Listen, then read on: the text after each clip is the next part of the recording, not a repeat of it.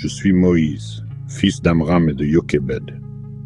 Mon histoire, eh bien, c'est une histoire de foi, de liberté et de la puissance de Dieu. Vous voyez, tout a commencé quand j'étais un bébé, flottant dans un panier sur le Nil. Pharaon avait ordonné que tous les garçons hébreux soient tués, mais ma mère avait d'autres plans. Par la grâce de Dieu, la fille de Pharaon m'a trouvé et m'a élevé dans le palais du roi. Les années passèrent et je grandis, partagé entre deux mondes, le luxe de l'Égypte et la souffrance de mon peuple.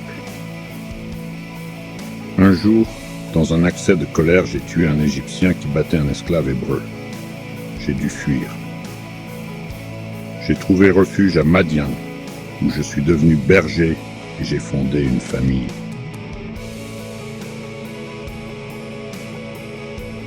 Mais Dieu avait un but plus grand pour moi. Il m'est apparu dans un buisson ardent, disant « Je suis le Dieu de ton père, le Dieu d'Abraham, le Dieu d'Isaac et le Dieu de Jacob. » Il m'a ordonné de conduire son peuple hors d'Égypte, disant « J'ai vu la misère de mon peuple en Égypte. J'ai entendu leurs cris à cause de leurs oppresseurs, et je suis préoccupé par leurs souffrances. » À contre-cœur, je suis retourné en Égypte, et j'ai confronté Pharaon, exigeant « Laisse partir mon peuple. » Le cœur de Pharaon s'est endurci, et Dieu a envoyé 10 plaies sur l'Égypte. L'eau s'est changée en sang. Les grenouilles ont envahi la terre et les ténèbres sont descendues sur l'Égypte pendant 3 jours. À chaque plaie, je suppliais Pharaon, mais il refusait d'écouter. Finalement, après la dernière plaie, la mort des premiers-nés, Pharaon a cédé, et nous avons commencé notre exode d'Égypte. Plus de 600 000 hommes, ainsi que des femmes et des enfants, ont quitté l'Égypte cette nuit-là. Nous étions enfin libres. Mais nos troubles n'étaient pas terminés. Pharaon a changé d'avis et son armée nous a poursuivis. Nous nous sommes retrouvés piégés entre la mer et les chars de Pharaon. Le peuple a crié de peur.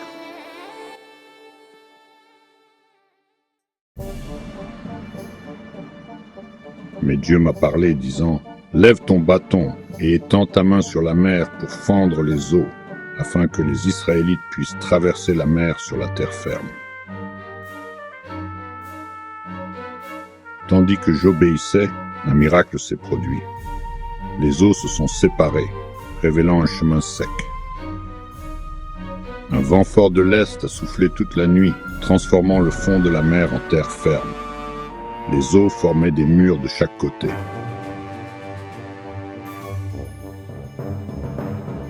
Nous avons traversé en sécurité, mais lorsque l'armée de Pharaon nous a suivis, les eaux sont revenues, les engloutissant.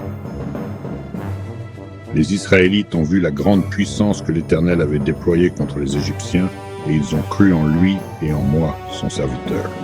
Notre voyage n'était pas encore terminé, mais nous avions été témoins de la puissance et de la délivrance de Dieu. Dans le désert, Dieu a pourvu à nos besoins. La manne est tombée du ciel pour nous nourrir, et l'eau a jailli d'un rocher. Sur le mont Sinaï, Dieu nous a donné les 10 commandements, établissant une alliance avec son peuple. À travers toutes nos épreuves et nos triomphes, une chose est restée constante, la fidélité de Dieu.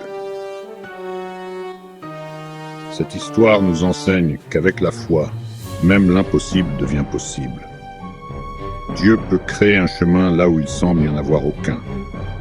Elle nous rappelle que la vraie liberté vient de la confiance en Dieu et de l'obéissance à ses directives. Quels que soient les obstacles auxquels nous sommes confrontés, nous pouvons trouver le courage d'avancer si nous plaçons notre confiance en lui. Prions. Seigneur, guide-nous à travers nos propres mers rouges. Donne-nous le courage de faire confiance à ta puissance et la force de mener les autres à la liberté. Amen.